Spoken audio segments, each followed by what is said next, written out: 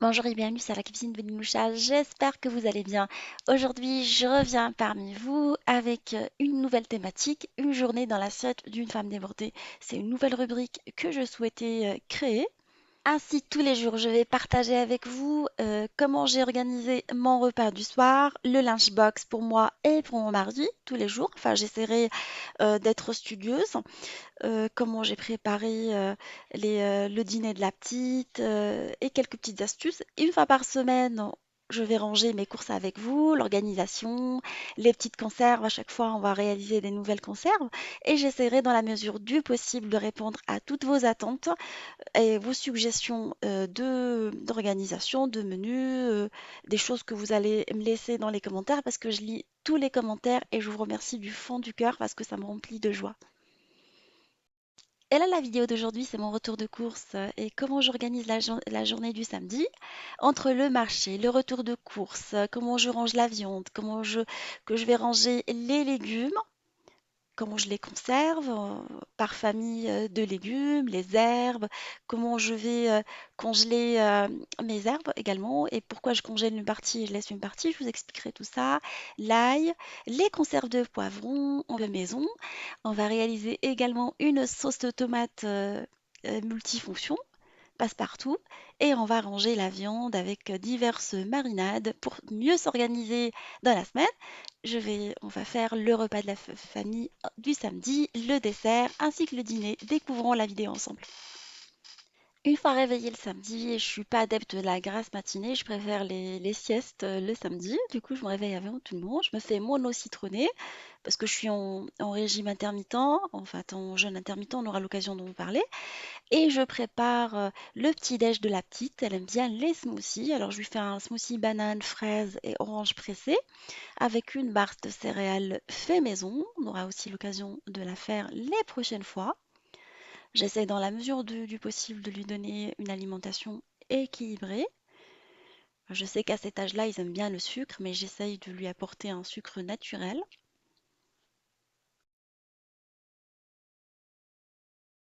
Et je lui sers dans un joli mug. Maman, la reine des bons petits plats. Elle adore les mugs, la petite. Avant d'aller faire les courses, d'aller au marché, je vais faire le pain. Je vais le travailler et le laisser faire la première levée. On a déjà eu l'occasion de réaliser le pain ensemble. Je commence par mettre la levure boulangère dans un petit verre d'eau avec du sucre. Je la laisse 5 minutes. Après, je mets de la semouline dans une jatte. Je vais le travailler à la main. J'avais envie de faire mon pain avec la main, ça me détend pas mal, hein. Et je mets du lait en poudre qui donne une jolie dorure au pain et du moelleux, des œufs. Je rajoute également du sel. Je mets la levure déjà diluée, du beurre. Ce pain-là, il est excellent. C'est une pâte multi-usage. On aura l'occasion de la réaliser avec toutes les recettes que je vous proposerai avec cette pâte magique. Et je vais la ramasser avec de l'eau tiède jusqu'à ce qu'on obtienne une pâte assez moelleuse. Je reste là travailler, enfin bien ramasser pendant une bonne dizaine de minutes avec les pommes de main. Pour plus d'informations sur la réalisation du pain, je vous laisserai le lien. Une fois qu'on obtient une pâte bien souple et légèrement élastique, je vais la laisser dans la jatte, je vais mettre un fil alimentaire et je la laisse faire la première levée pendant 1 heure et demie, le temps qu'il me faut pour faire mes courses. À mon retour du marché, je vais dégazer la pâte pour chasser l'air à l'intérieur et je vais la diviser en plusieurs boules de pâte pour pouvoir par la suite en faire plusieurs pains. C'est un pain que je fais une fois par semaine quand je congèle. On n'est pas des grands consommateurs de pain, mais je préfère faire mon pain maison et chaque semaine, bah, je change de variété de pain. J'ai laissé les petites boules reposer pendant une dizaine de minutes et là, je vais les aplatir sur un plan de travail où j'ai mis de la semouline sur une épaisseur d'1,5 cm. Aujourd'hui, j'ai choisi de faire le pain mtloh. Mais avec cette pâte-là, il est vraiment excellent. Croyez-moi. Moelleux, doré, délicieux. et je vais laisser ma pâte reposer pendant 25 minutes. J'ai mis les légumes et la viande dans le bac à légumes de mon frigo, histoire qu'il reste au frais, et je vais commencer à préparer déjà le repas du midi pour pas être vraiment à la bourre. Je vais réaliser un tagine de veau aux artichauts, petits pois et fèves, des légumes des saisons. Je vais découper un oignon rouge en petits morceaux. Le veau, je l'ai décongelé la veille pour le lendemain. Et là, dans une marmite cocotte, j'ai mis de l'huile d'olive et je fais revenir l'oignon coupé en petits morceaux ainsi que l'ail congelé. On va le réaliser tout à l'heure. Et je fais colorer tout ça jusqu'à ce qu'il soit vraiment translucide. Je rajoute mes morceaux de veau dedans. Je vais épicer avec du curcuma, avec du ras el hanout jaune, du gingembre, du sel, plutôt du poivre. Je ne vais pas saler tout de suite parce que je vais mettre des bouillons cubes faits maison. On va les réaliser également aujourd'hui. De la coriandre et du persil congelé qu'on va réaliser également tout à l'heure. Pour les tagines, c'est assez pratique de les avoir comme ça. Le bouillon cube, je vais mettre de l'eau, 75 centilitres parce que le veau cuit rapidement et je vais fermer la marmite sous pression et laisser le tout cuire pendant 45 minutes. Je vais nettoyer les artichauts. Pour les petits pois et les fèves, j'ai demandé à mon mari et ma fille de le faire. J'ai organisé un petit concours pour leur dire qui est-ce qui va aller plus vite. Les fèves parce que c'est facile, je les ai données à ma fille et les petits pois à mon homme. Et voilà, c'était assez ludique, assez intéressant pour les faire participer aux tâches ménagères. Une fois mes artichauts bien nettoyés, je vais les badigeonner avec du citron, ainsi qu'ils vont garder une jolie couleur, même après la cuisson. Et ça évite que ça noircisse. Mon pain a bien levé, je vais procéder à sa cuisson le temps que le tagine soit cuit. Ça va être vraiment synchro pour tout réaliser. Je le fais cuire dans une poêle tagine. Elle est pas cramée, c'est son aspect général en fait, hein. C'est l'aspect de ce type de poêle. Pour les personnes qui se demandent si j'utilise des poêles de mauvaise qualité, j'ai toujours connu ces poêles-là comme ça chez ma maman. Et là, je la fais cuire sur la première face pendant 2 minutes. Une fois que le pain il commence à vraiment se tenir, je vais le retourner sur la deuxième face et je vais le laisser cuire en le retournant régulièrement avec des mouvements circulaires pour garantir une bonne cuisson à feu moyen toujours sur tous les côtés. Ce pain-là, il cuit vraiment très très vite. Il se conserve très très bien au congélateur. Moi, c'est ce que je fais en fait. J'en fais plusieurs pains et je les garde comme je vous ai dit tout à l'heure. Une fois mon pain est bien cuit, je vais le mettre debout pour qu'il puisse cuire sur les côtés également en changeant de position. Je continue ainsi jusqu'à ce que je finalise tous les pains de la même façon. Voilà, je vais vous découper un petit pain pour voir comment ils sont de l'intérieur.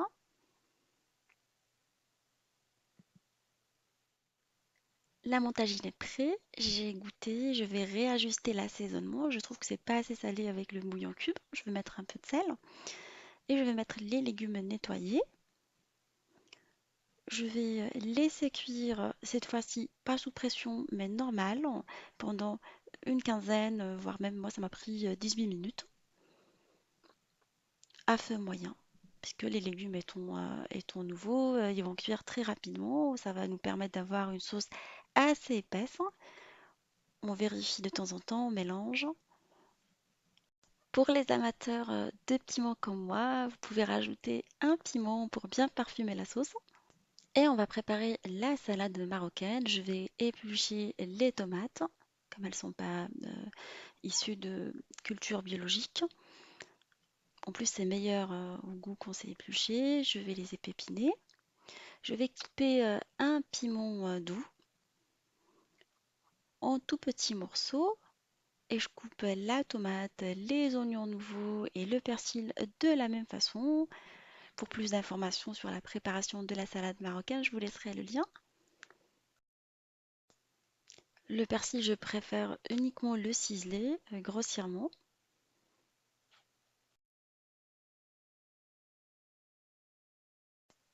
On va préparer une vinaigrette rapide avec du vinaigre, de la moutarde, de l'huile de table, du sel et du poivre. Je mélange le tout et j'assaisonne ma salade marocaine avec. Je la réserve au frais jusqu'au moment du service.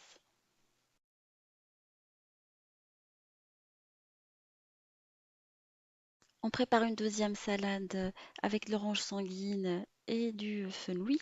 J'ai pelé à vif l'orange sanguine que je vais couper en rondelles. Je découpe également les fenouils de la même façon, une fois bien épluchés. Je dresse tout dans une assiette et je vais les arroser avec du jus de citron et également avec de la fleur d'oranger. Si vous aimez bien le sucre, vous pouvez rajouter. Moi, étant en diète, je ne vais pas le faire parce que je mange très light en ce moment.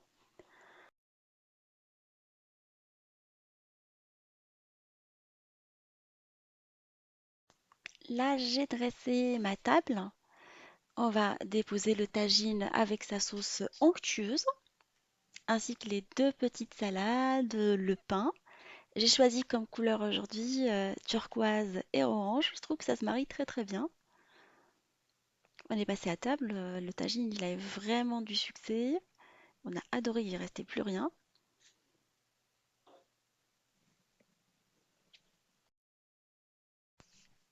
Je finis par le petit piment. Je trouve que ça colore pas mal. Ça reste dans les tons des couleurs utilisées. Une fois que j'ai fini de manger, j'avais une drôle envie de dessert, mais pas trop le temps avec tout ce que j'ai à faire l'après-midi, le rangement des courses. Du coup, je suis partie sur un dessert hyper facile et rapide à réaliser. Un crumble express pomme pralinée avec mon café. J'ai découpé une grosse pomme golden en petits cubes une fois bien épluchée. Et là, je la fais revenir dans du beurre salé. Je vais rajouter du sucre roux ainsi que la vanille. Je laisse le tout colorer pendant 7 à 8 minutes jusqu'à ce que les pommes soient vraiment fondantes, à feu moyen toujours. Je mets les pommes caramélisées au fond du verre. Je vais venir rajouter par la suite la crème dessert pralinée Mont Blanc que j'ai acheté déjà prête. Je vais mettre par la suite des biscuits spéculoos émiettés. Et juste avant, je mets quelques coupeaux de praliné, des brisures de praliné, pour apporter du croquant à cette mousse. C'est un dessert rapide, mais croyez-moi, hyper bon. Ça frôle vraiment le fait maison. Vous pouvez faire croire à votre chérie que vous avez passé du temps à le réaliser. Moi, j'aime bien les petites victoires rapides comme ça. Servi avec un bon café, ça vous rebooste pour l'après-midi, pour ranger la cuisine avant la petite sieste. Là, j'attaque la préparation de la viande dans un premier temps. J'ai sorti la viande du frigo, la viande hachée, la viande de veau, l'escalope de poulet. J'ai pris également de la bavette et des cuisses de poulet. On commence par la viande hachée. Il faut la conserver très rapidement parce qu'elle s'infecte très rapidement. Je mets les épices. Vous mettez ce que vous aimez comme épices. Moi, je mets du curcuma, du piment doux, du piment fort, un peu de cumin, un peu d'huile d'olive, de l'ail en poudre, de l'échalote en poudre, du sel et je malaxe tout ça avec les mains. On va réaliser à l'aide d'un moule spécial. Moi, c'est à la base, c'est un moule pour faire la harsha ou la galette de semoule marocaine. Je vais l'utiliser pour faire des steaks hachés fait maison. Je vais mettre un papier cuisson entre chaque steak et on va les ranger dans des sacs de spécial de congélation. On les ferme correctement. J'écris dessus qu'il s'agit bien de steak haché avec la date. Ça, c'est très important. Je vais réaliser des grosses boulettes pour les pâtes aux boulettes, la recette préférée de Linoucha, de ma fille Lina, ainsi que mon mari. Je les range dans des barquettes pour faciliter la congélation. Des barquettes en aluminium en mettant une feuille de papier cuisson dessus et je vais venir écrire boulettes de Pâques avec la date, même si je sais que je vais les consommer rapidement. Et j'ai fait des boulettes plus petites pour le tagine de kefta que je vais ranger de la même façon. Barquette en aluminium, feuille de papier cuisson pour éviter le contact avec l'aluminium directement. Et j'écris dessus l'intitulé et la date. Je vais ranger le reste de la viande hachée en vrac. Je vais bien l'aplatir dans le plat. Comme ça, quand je la décongèle, c'est facile. Et en même temps, quand je la range, elle prend pas de place. J'appuie dessus avec les mains et j'écris dessus que c'est de la viande hachée en vrac. Elle peut servir pour faire une sauce bolognaise, pour la farce pour les msemen, pour les batbout. La viande hachée, c'est jamais perdu. Pour les gratins également. Pour le steak, j'ai pris de la bavette, je l'ai lavé, égouttée, et là je vais appuyer dessus avec cet ustensile pour l'attendrir. Et je vais les ranger par trois dans des barquettes de la même façon que tout à l'heure, hein, en écrivant dessus. C'est assez pratique d'avoir de la bavette dans le frigo. Le soir, on n'a pas envie de cuisiner. Du coup, on décongèle le matin, on sait qu'on va attarder, et on fait haricots verts, bavette, et voilà, le tour est fait. Je vais nettoyer le poulet avec du sel, du citron. On a déjà eu l'occasion de le faire quand j'ai réalisé le défi culinaire 6 recettes avec de poulet où on a bien nettoyé le poulet. Je le frotte, je le lave à ganteau, histoire de le débarrasser du résidu de poils. S'il s'avère qu'il y a encore des poils, vous passez sur le feu pour bien, à moins que vous disposiez du chalumeau, et vous brûlez les petites poils qui restent. Une fois bien nettoyé et bien égoutté, je vais enlever ce qu'on appelle le sabot du poulet, qui n'est pas comestible et pas joli en assiette. Le blanc de poulet, je vais le laver de la même façon que tout à l'heure. Je le laisse égoutter également avant de pouvoir le découper.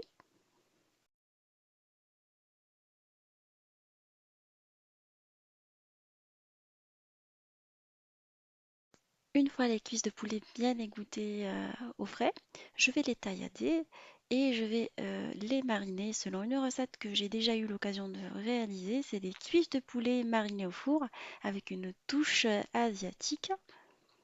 Je vous laisserai les ingrédients en barre d'infos. Je malaxe bien mes cuisses de poulet pour faire pénétrer la marinade dedans et je les mets dans une barquette avec le papier cuisson. Des barquettes jetables que j'achète vraiment pas cher par grand paquet. Et j'écris dessus l'intitulé de la recette, hein, poulet grillé au four, pour pouvoir la retrouver facilement dans le congélo. Les autres cuisses de poulet, je vais les mariner selon ma recette de poulet à la marocaine. Je mets de l'ail, de la moutarde, du gingembre, du curcuma, sel et poivre, de la salhanout, du safran. Je mets un oignon coupé très finement, de l'huile d'olive, du citron, des herbes persil et coriandre hachées. Et je vais malaxer tout ça pour bien faire pénétrer la marinade dedans. Franchement, quand on retrouve des plats déjà préparés comme ça, qu'on décongèle la veille, le lendemain, ça nous facilite vraiment la tâche. Je vais procéder de la même façon que tout à l'heure, en les mettant dans les barquettes. Après, j'écris dessus le nom de la recette et je les range au congélateur.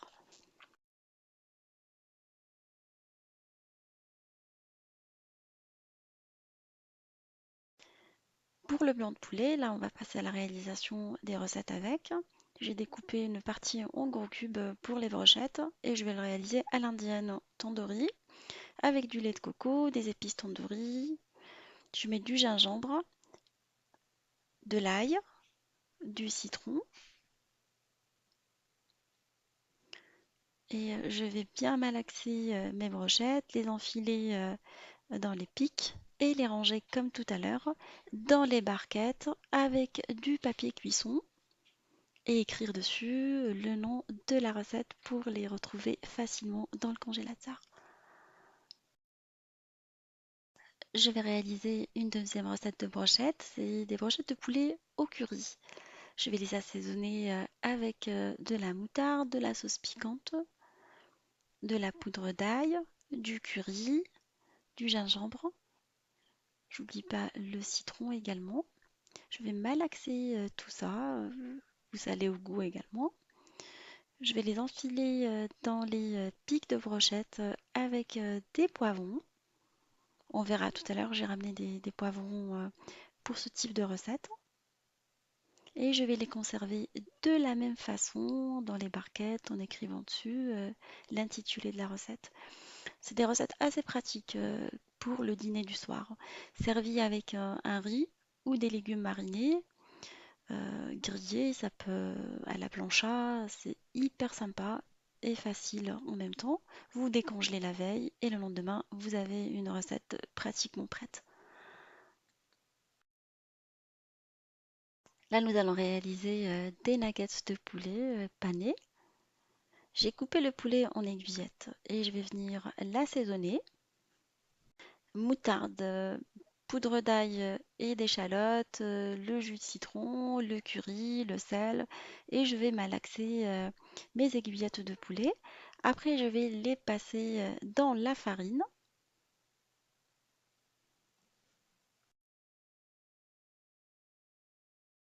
Je vais les faire paner dans des chips de cacahuètes. Je vais les mixer pour les réduire en chapelure. Une fois bien mixé, je vais rajouter dedans de l'ail et du persil et de la coriandre séchée. Je vais passer mes aiguillettes après dans l'œuf battu en omelette et après dans la chapelure. Elle est excellente cette chapelure, je vous la conseille. Vraiment, les grands et les petits adorent. Je mets mes aiguillettes sur un plateau, je les mets au congélateur pour que la chapelure adhère correctement. Je les laisse pendant 1 heure avant de pouvoir les congeler, ça c'est très important. Je les range après dans des sacs de congélation. C'est des recettes qui me servent pour le finger food, pour des soirées plateau télé ou pour les tacos, des recettes qu'on peut faire pour le lunchbox. Ah, là, on va passer au veau. Je vais enlever le gras avant de pouvoir le découper par la suite. Et je vais le découper en divers calibres pour plusieurs recettes. Je me suis pas trop attardée sur le découpage de la viande pour que la vidéo ne soit pas trop longue. Déjà, elle va être longue et je voulais pas rajouter. Avec des morceaux de veau émincés très très finement, on va réaliser des façons kebab, une recette qu'on a déjà eu l'occasion de réaliser. Je vais mettre dedans du miel, de la harissa, l'origan séché, de l'échalote hachée, de l'ail pilé, du persil haché, les 4 épices, du vinaigre blanc, de l'huile d'olive, du sel et du poivre. Et je vais malaxer tout ça. J'oublie pas le yaourt et je vais ranger le tout comme tout à l'heure en écrivant le nom de la recette, vos façons kebab.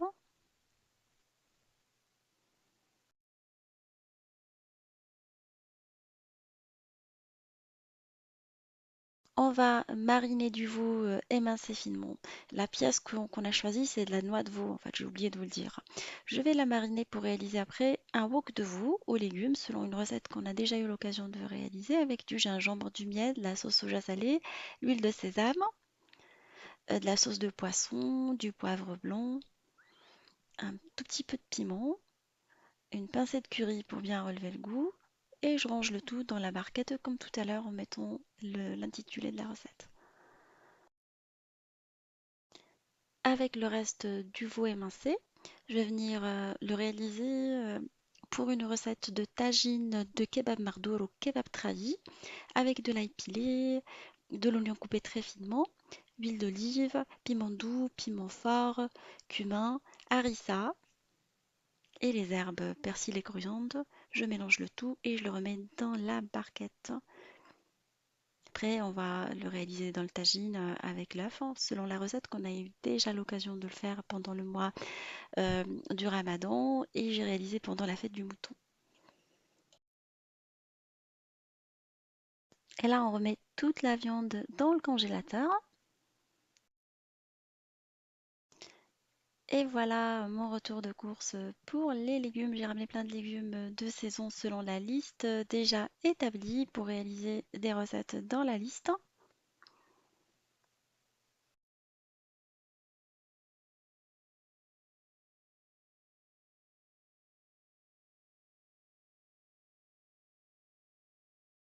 Je vais ranger les légumes. Alors je vais commencer par le brocoli. J'ai détaché les petits bouquets et je vais les ranger dans des barquettes. Tupperware. Alors je mets du papier sopalin entre chaque étage et je viens de le couvrir après avec du papier sopalin. Sachez que c'est très pratique parce que ça absorbe l'humidité et ça nous permet de garder les petits bouquets plus longtemps. On peut les utiliser pour plusieurs recettes. Je ne jette rien dans les légumes. Là, j'ai gardé la tige qui va me servir pour faire la soupe du soir. Je fais la même technique pour les choux-fleurs. Je vous déconseille de les laver avant l'utilisation.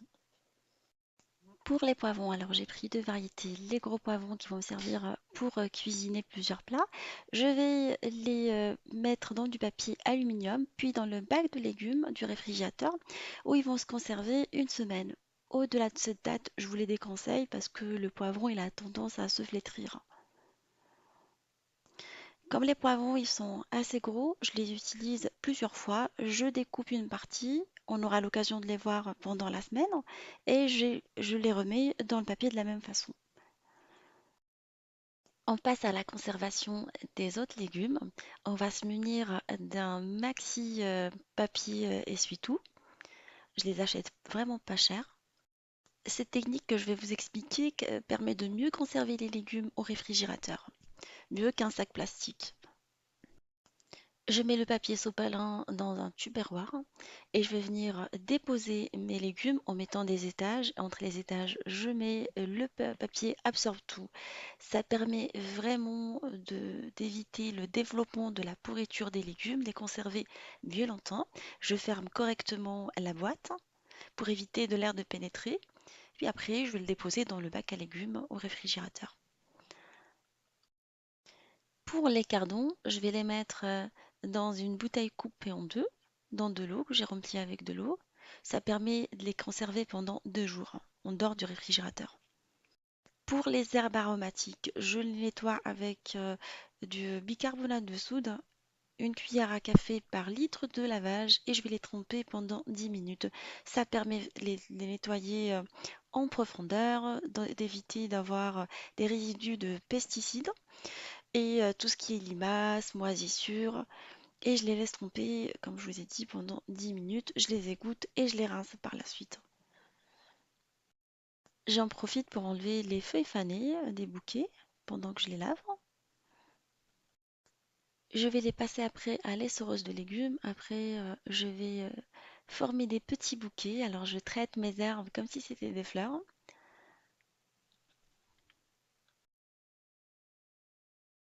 J'essaye de constituer des petites bottes que je vais conserver par la suite dans le papier essuie-tout en faisant des étages. J'hésite pas à doubler le papier entre deux. C'est pratique d'avoir le grand rouleau, ainsi on va bien les conserver. Pour le persil et la coriandre, on va procéder de la même façon que tout à l'heure. Après qu'on l'ait bien lavé et rincé avec le bicarbonate de soude, après on rince et on le passe à l'essoreuse. On va former des petits bouquets en s'assurant que l'herbe est bien sec et on va les mettre dans des petites boîtes en mettant du papier entre deux et en n'hésitant pas à doubler le papier. L'autre moitié des herbes qui va me servir plutôt à cuisiner, parce que les herbes que je les ai laissées frais, c'est pour assaisonner mes salades, comme le taboulé ou la salade marocaine. Et c'est pour ma cure de détox parce que j'utilise tous les jours des jus à base de persil. Le reste qui va me servir pour la cuisine comme pour le tagine, je vais plutôt les congeler en les coupant tout finement et en les mettant dans des petites boîtes de conservation et je vais les laisser au réfrigérateur et on aura l'occasion pendant la semaine de voir comment je les utilise. On va passer à la congélation de l'ail. Alors on choisit de l'ail de bonne qualité, on va séparer les gousses et on va les laisser dans le vinaigre pendant une demi-heure. La peau elle se détache très facilement. Après on va enlever la tige qui se trouve à l'intérieur en les séparant. Responsable de l'indigestion, moi je l'enlève à chaque fois. Une fois les graines bien séparées, je vais les couper en toutes petites gousses. Après, on va placer les gousses d'ail dans le mixeur et on va ajouter de l'huile d'olive avec une ratio de 2 parts d'huile d'olive pour une part d'ail. Ça, c'est très important. Je sale un tout petit peu. Et une fois qu'on obtient une bonne mixture, je vais la mettre dans des petits bacs comme ça. C'est des petits moules pour faire le chocolat. Ça me donne comme l'équivalent d'une gousse d'ail à chaque fois que je vais on va voir une fois congelées et décongelées rapidement. Il faut que cette opération soit très rapide et je les mets après dans une boîte. Ça permet après de sortir à chaque fois l'équivalent d'une gousse d'ail. Cette méthode nécessite qu'on congèle immédiatement l'ail pour éviter l'intoxication alimentaire. Là, on va réaliser la sauce tomate multi-usage. Alors, j'ai pris la tomate pour sauce parce que il y a deux variétés de tomates, une pour la consommation et la salade et l'autre pour la sauce. Je l'ai bien lavée au vinaigre. On la laisse en tremper pendant 20 minutes. Après, je l'ai égouttée. Et après, je vais la découper en quartiers. Je vais utiliser des oignons que je vais couper en quartiers également. Je vais mettre l'équivalent d'un demi-litre d'eau, des gousses d'ail. Et je vais laisser ma sauce cuire à feu moyen pendant une demi-heure en la remuant de temps en temps. N'oubliez pas de mettre de l'huile d'olive également. Sinon, si vous n'aimez pas l'huile d'olive, vous pouvez mettre une huile neutre que vous préférez. Après la cuisson de ma tomate, je vais la mixer avec un mixeur plongeur. J'ai oublié de vous dire que j'ai mis du persil dedans. Je la remets sur le feu, sur un feu moyen, et je la parfume avec du piment doux, du piment fort selon le goût. Alors, piment doux, piment fort permet de donner un peu de couleur ou plus du goût à la sauce tomate. Comme c'est pas la saison de la tomate, je trouve qu'elle a une couleur un peu fade, du sel et du poivre. Je remets un peu d'huile d'olive en plus et je la laisse sur le feu le temps qu'elle s'épaississe pendant un quart d'heure à feu moyen. Je la remets après dans les bocaux que j'ai stérilisés avec de l'eau chaude et du vinaigre. J'écris une petite étiquette avec le contenant et la date et je la remets une fois bien refroidie au congélateur. On peut les conserver jusqu'à 4 mois. Pour les oignons, pommes de terre, les fruits et les tomates, je les conserve dans des cajoux que j'ai achetés chez Casa. Je les trouve assez jolis. Ça permet de laisser la circulation d'air. Je mets aussi du sopalin dans le fond et je vais mettre mes pommes de terre, mes tomates. La tomate pour la consommation, je la laisse, elle est beaucoup plus agréable en bouche quand on la met pas au frigo.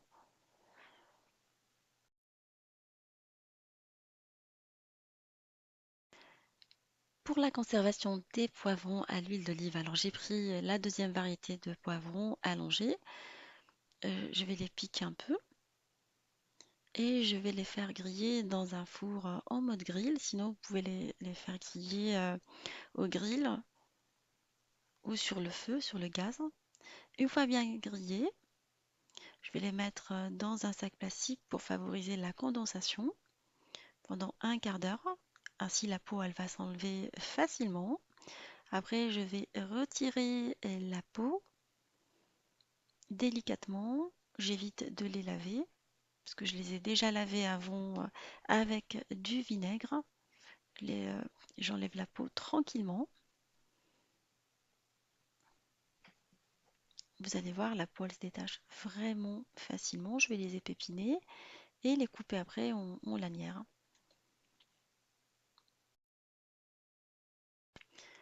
J'ai lavé des peaux à l'eau bouillante et je suis venue déposer dedans de l'huile bien chauffée. Je vais les parfumer selon le goût avec une gousse d'ail coupée en deux, des herbes de Provence. Vous mettez ce que vous avez envie, du laurier. Et je vais mettre mes lanières de poivrons dedans. Déjà, je les laisse égoutter pendant 20 minutes, voire même 1 heure au frigo pour enlever l'excédent d'eau qui se dégage de légumes naturellement. Après, je vais fermer le couvercle et je les laisse hermétiquement bien évidemment et je les stocke au frais à l'abri de la lumière. Sinon, vous pouvez les mettre dans le garage ou ailleurs. Moi, je les laisse dans mes petits placards.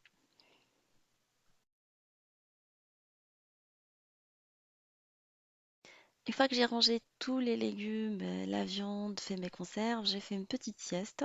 Après, je me suis réveillée. Et là, je vais préparer ma petite soupe pour le dîner. J'avais envie de soupe réconfortante. Ça va être une soupe de carottes aux lentilles corail.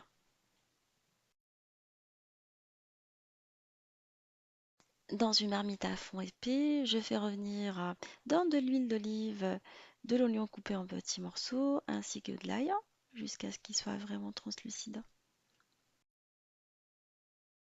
Et je rajoute par la suite des carottes épluchées et coupées en rondelles, des lentilles corail, et je vais venir arroser avec 1 litre de bouillon de volaille. Je laisse ma soupe cuire tranquillement pendant une trentaine de minutes en mélangeant de temps en temps avec la spatule en bois. Pour les épices, j'ai mis du gingembre et une pointe de curry, du sel et du poivre blanc. Après la cuisson de ma soupe, je vais venir la mixer à l'aide d'un mixeur plongeur. Je rajoute par la suite du lait de coco qui se marie très très bien avec les lentilles corail. Et je vais rajouter de la coriandre et la servir. Elle était vraiment excellente. On a bien aimé le goût carotte et lentilles corail, il se marie très très bien.